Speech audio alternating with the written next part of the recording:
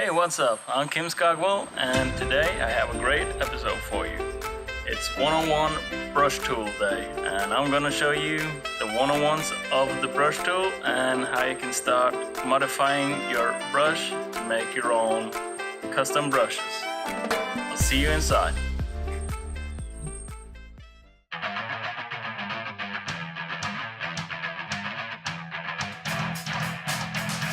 So here we are in Photoshop again, and we're gonna take a look at the mighty powerful brush tool. And to get to the brush tool, no matter which tool you're on, you just hit the letter B on your keyboard. And now you can see we're on the brush. And you can also go here, press the brush tool, and if you right click on it, you get a few different options which all do different things. But today we're gonna look at just the brush tool. And up here is the less advanced brush menu. You can do the basic stuff here. You can change your brush. You can change the roundness of your brush. You can change the angle of your brush. You can change the size of your brush. You can change the hardness of your brush, which is this slider right here. And you can see got hard edges compared to if you put it at 0. You get a nice feathering around it. And if you wanted to change from black foreground color to, let's say, white, you just hit the X on your keyboard and it will change between the foreground and background colors. Let's say we had red in there and maybe a blue, and you wanted to go back to black and white, you just hit the letter D on your keyboard and it automatically puts black as foreground color and white as background color. And if you wanted to clear this, you just hold down or press Command Alpha. That selects the entire artboard, and then you hit delete. And then to deselect the artboard, you just Command D, Command Delta to deselect. We have opacity up here and flow here. Opacity is how see-through the brush is gonna be. See, at 100% it's completely black, you can't see through it. And at 20% it's more of a gray because the white is shining through.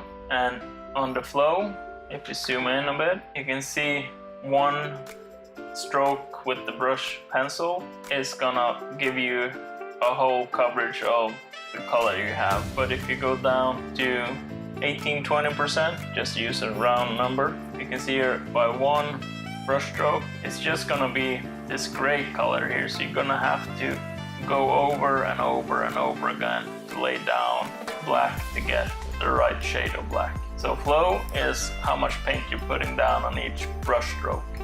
Opacity is how see-through it is. Again, we're gonna change or clear the artboard. To zoom in and out, you just press Command plus, Command minus. Now you can also change the brush size without going up here. You can use a couple of keyboard shortcuts, which is gonna speed up your workflow a whole lot and is super helpful. If you hold down Control and Option and you go left or right, you can see you can make the brush bigger or smaller. If you go up and down, you can make the hardness go from 0% to 100%. Sometimes it's tricky to get it to do that, but most of the time it works flawlessly. And you can also make the brush bigger and smaller by using open and close brackets, which are the ones that are above the Enter key.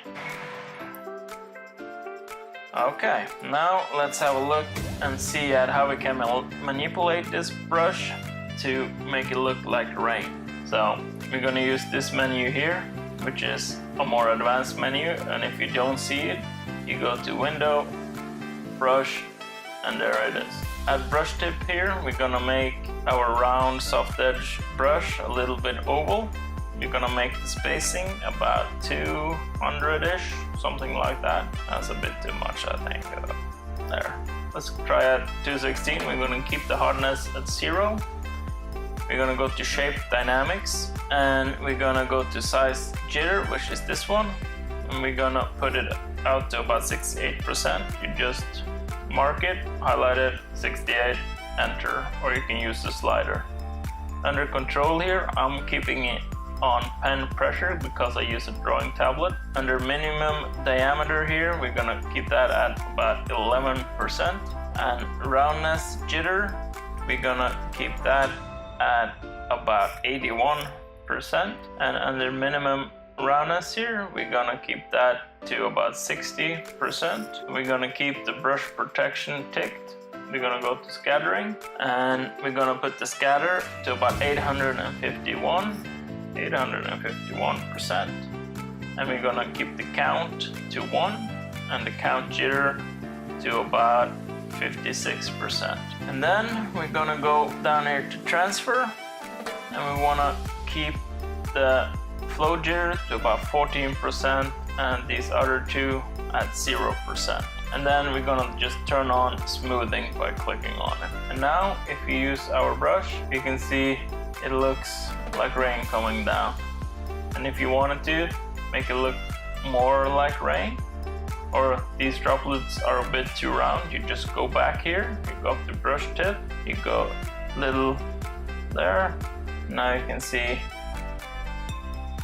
it thinned out a little bit. If you wanted to make it more realistic, you go to convert for smart filters under filter. This takes a little bit because they have the screen recording running.